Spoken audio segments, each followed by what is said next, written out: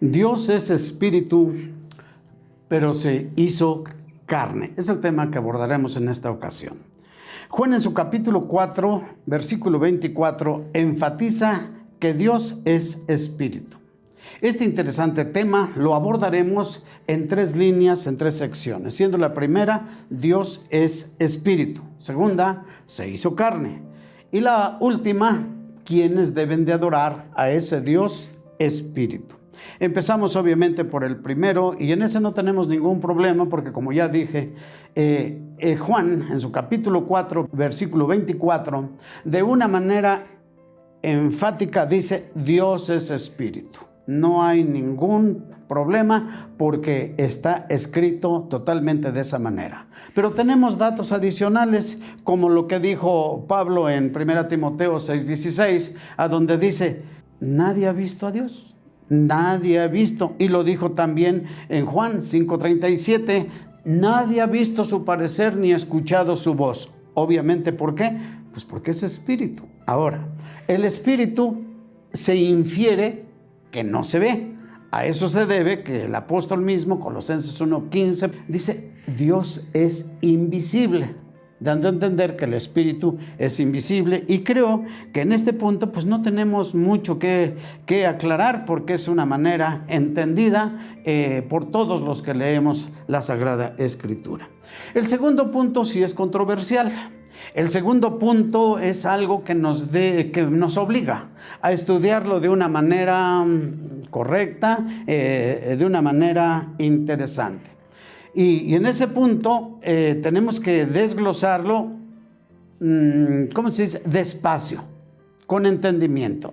Y eso tenemos los datos suficientes escriturales para caminar por ese sendero. En Filipenses, en el capítulo 2, del 5 al 10, el apóstol señala algo muy importante, que ese Dios invisible tenía en su proyecto hacerse visible para darse a conocer a la humanidad, para darse a conocer a los hombres. Y entonces dice que se anonadó a sí mismo, que llegó, se introdujo al mundo en forma de hombre, se humilló a sí mismo, se puso en calidad de siervo. No que haya 2 dioses aquí, sino el mismo Dios que se transformó y se hizo carne. Eso es lo que está diciendo la Escritura.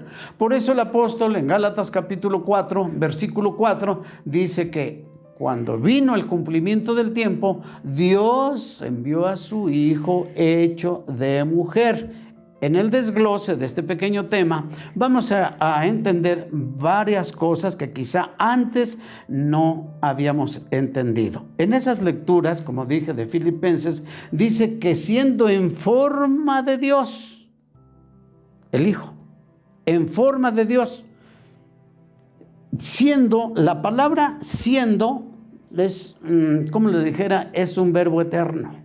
Siendo es un sinónimo de existiendo, en forma de Dios. Si no fuera Dios, no tenía por qué dársele ese calificativo. Inclusive, en esa misma lectura de Filipenses 2, dice: no tuvo por usurpación ser igual a Dios. Note usted, no tuvo por usurpación. ¿Qué quiere decir?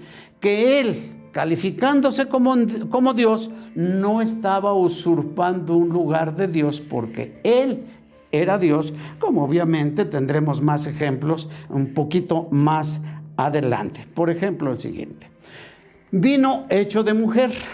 Aquel Dios invisible se hizo carne. Tenemos los datos escriturales. En Isaías capítulo 7, versículo 14, que todos conocemos, espero, dice así: la Virgen concebirá un hijo y le pondrá por nombre Emmanuel. Revisando otras partes escriturales como Mateo capítulo 1, verso 23, dice que Emmanuel significa Dios con nosotros. Y significa Dios con nosotros, pues porque Él es Dios. ¿Cómo lo comprobamos? Muy sencillo. En Isaías capítulo 9, versículo 6, allí dice: un niño nos es dado, ustedes lo recordarán, y ese niño dice que sería Dios fuerte, Padre eterno, y que sería príncipe de paz. Note usted que dice ese niño, Padre eterno, príncipe de paz, Dios fuerte, el niño. ¿Por qué? Porque esa era la manera en que iba a llegar al mundo para la redención de cada uno de nosotros. Ahora bien, en 1 Timoteo capítulo 3, verso 16, dice allí de una manera enfática lo siguiente, si me gustaría leerlo: y sin contradicción grande es el misterio de la piedad. Dios ha sido manifestado en carne. Ahí lo tiene usted.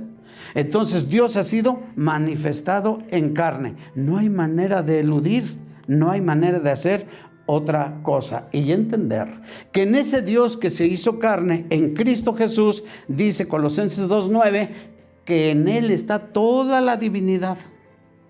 Mateo 28, me ha sido dado toda la potestad en el cielo y en la tierra. Yo creo que más claro no se puede. Por eso hay que entender esa situación. Ahora,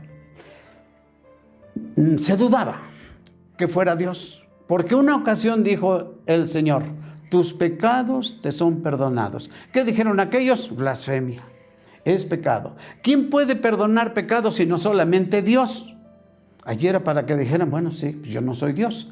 Pero en lugar de que se retractara, Cristo Jesús afirmó que Él podía perdonar los pecados. ¿Por qué? Pues sencillamente porque es Dios.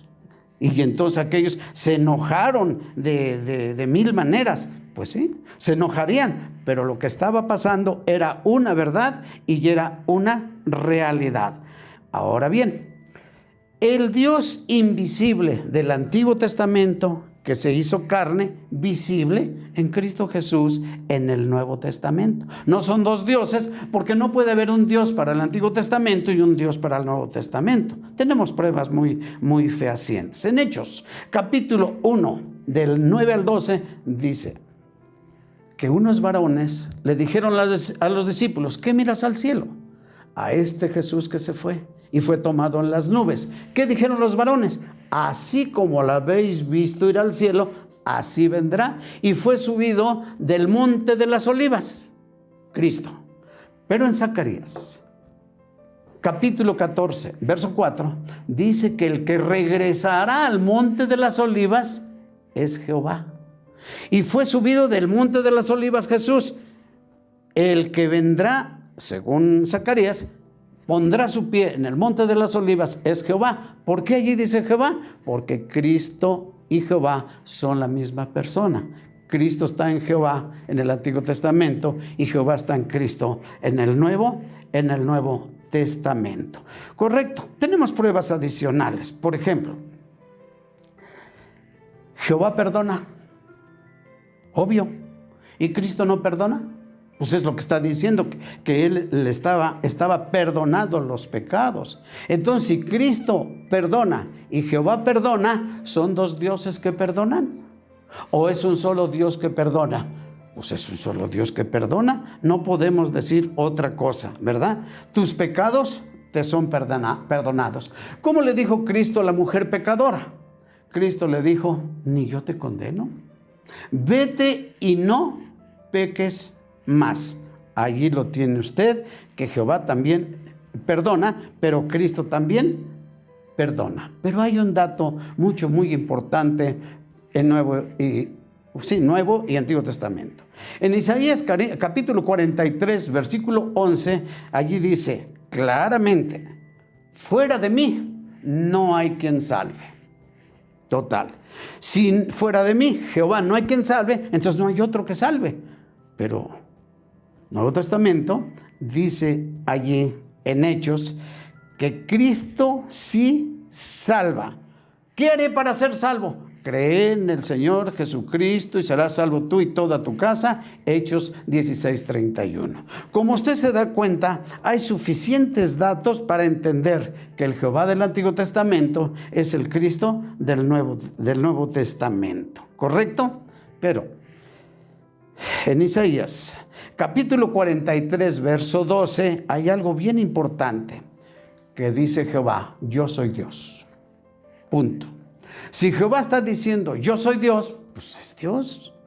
El problema está que en el Nuevo Testamento dice allí que Cristo también es Dios. 1 Timoteo 4:10 dice que Cristo es Dios nuestro Salvador. Yo le estoy dando las citas para que usted lo corrobore en casita. Cristo es Dios, dice nuestro Salvador. Apunte por ahí también Tito 2:10, a donde está diciendo lo mismo.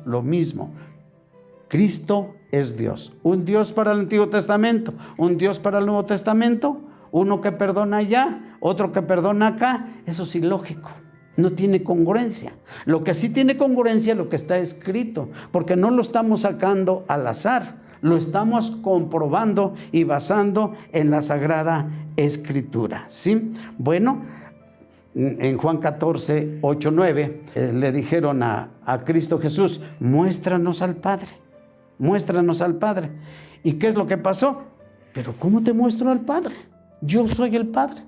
¿Tanto tiempo que andas conmigo y me preguntas que quién es el Padre? Pues no. Y en Juan 17, 21 en adelante, dice: Padre, así como tú y yo somos una cosa. Ahí está, somos una cosa. Así como nosotros, da a entender que la iglesia, los creyentes, sean uno, así como nosotros somos una sola cosa. Como ustedes se dan cuenta, la Biblia está enfatizando esa situación. Sin embargo, veamos cómo hay unos versos que se prestan a manejarlos cuando no se ve con amplitud el aspecto teológico. Se usan de esta manera quienes creen que Cristo no es Dios. Por ejemplo, en Juan capítulo 14, versículo 28, allí dice claramente: el Padre es mayor que yo. ¿Está correcto? Eso no se puede alegar, está escrito, ¿sí? También dice Jesús en Juan 12, dice: yo no vengo a hacer mi voluntad, vengo a hacer la voluntad de aquel que me envió. Está supeditado. Y luego dice: en tus manos encomiendo mi espíritu. Pues es que es mayor. Nadie discute eso. De que es mayor, es mayor. Pero ¿cómo se resuelve ese problema? ¿Sí? Veamos. En Juan capítulo 10, versículo 30, allí dice lo contrario. Por ahí apunte usted este verso 30. Dice así: y yo y el Padre una cosa somos. Por fin. Allá dice que el Padre es mayor que yo. Y ahora aquí dice lo contrario. ¿La Biblia se contradice? No. Lo que pasa es que falta entender algunas situaciones. ¿Cuál sería la solución a esto? Lo más sencillo de la vida: entender que Cristo no tuvo una naturaleza, ¿sí? Cristo tuvo dos naturalezas, la humana y obviamente la divina. La humana hecho de mujer por parte de María. La divina por parte del ángel, dice: no conozco varón, no será de varón. Esta es obra del Espíritu Santo. Esa es la solución. Como Dios resucitó a muertos, como Dios el mar le obedecía, como Dios perdonaba pecados, y como humano, oiga usted, pues creo que allí no tenemos problema. Como humano se enojaba, comía, dormía, muchas cosas como humano, todo hizo. Caminó, se enojó cuando el templo estaba invadido por mercaderes, como humano, y como humano hizo muchas cosas. Como humano no podía parar el mar, como humano no podía resucitar a nadie, como humano no hubiera resucitado a Lázaro. Entonces usó las dos naturalezas. No hay problema de ninguna especie. Correcto. Pasamos al último punto. Sencillo. Ese Dios Espíritu que se hizo carne, ¿por quién debe de ser adorado? Pues obviamente tiene que ser adorado por personas espirituales, ¿Dónde lo dice? En el verso que empezamos. Dice, Dios es espíritu y los que le adoran en espíritu y en verdad es necesario que le adoren. ¿Cómo podríamos pensar que en un centro de vicio dijeran hombres y mujeres que están adentro en el pecado, dijeran vamos a adorar a Dios? Y que Dios dijera, ay, qué bonito, me están adorando a partir de ese vicio. Creo que pues no va a funcionar, ¿verdad? Sino que ¿quiénes lo van a adorar? Gente que se hayan entregado a Dios, que hayan hecho el ejercicio de su vida de nacer para Dios, dicen nacer otra vez. Y ya, el apóstol Pablo se encarga de decir, los que se dejan guiar por el Espíritu, pues son hijos de Dios. Juan capítulo 1 verso 12, y todos los que le recibieron les dio el poder de ser llamados hijos de Dios. Y en el versículo 13 dice, estos no son nacidos de hombre o mujer, estos son nacidos de Dios. Allí tiene usted la prueba. Y en 2 Corintios 5:17, estamos terminando, dice así, de modo que si alguno está en Cristo, nueva criatura es. Las cosas viejas pasaron, ahora todas son hechas nuevas. Allí lo tiene usted. Es una renovación de mente, es una transformación personal a llegar a lo espiritual. Esa es la lucha que tenemos que tener todo el tiempo, y ese trabajo, esa tarea es para estar con Dios, aspirar a la salvación y a la vida eterna. Le voy a dar una cita que usted lea en su casa, es Juan capítulo 9, versículo 31. Luchemos todos juntos por amistarnos con Dios. ¿Cuál es el beneficio de entender que Cristo es Dios? Que le estamos pidiendo que es nuestro Salvador. Si no es Dios, cuidado, hermanos. Si usted acepta que Cristo no es Dios, pues entonces a ver quién le va a salvar a usted.